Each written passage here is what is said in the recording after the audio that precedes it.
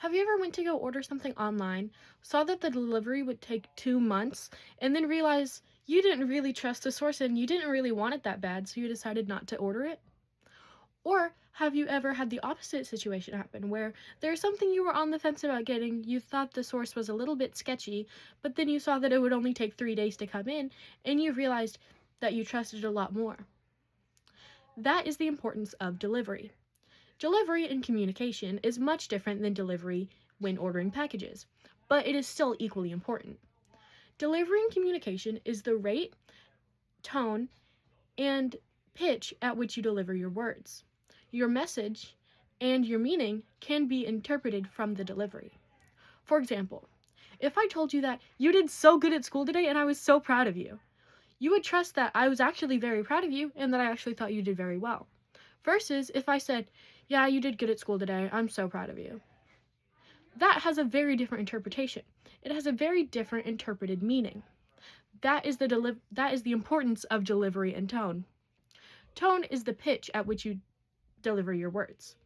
For example, if I keep my body language the same, keep my facial expressions the same, but change my tone, it would sound like I'm keeping my body language the same, I'm keeping my facial expressions the same, but I'm changing my tone.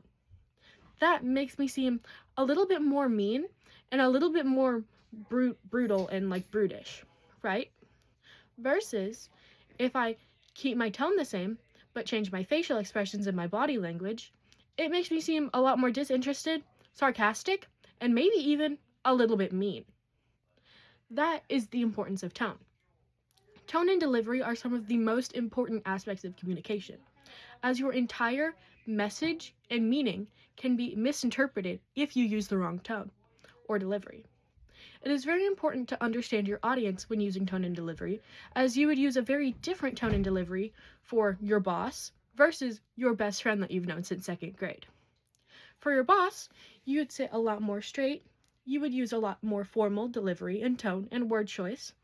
But for your best friend since you've known since second grade, you'd probably relax a little bit, talk a lot faster and a lot more excited and maybe more high-pitched, and even have more tone in your voice and be less monotonous.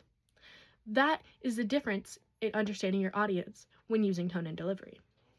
It is the most important aspect of communication, in my opinion, because as someone who has problems with understanding people's social cues and social references, I have learned tone and delivery in order to help me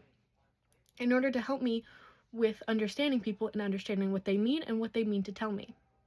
I've always had a problem with understanding sarcasm, but I've learned whenever someone says something in a dry way but with a smile on their face, it's usually sarcastic. Or if they say something that sounds really exciting and like they're super excited about it, but with a dry expression on their face, that's also usually sarcasm. These are some of the reasons why tone and delivery are the most important aspects of communication. Thank you so much for listening.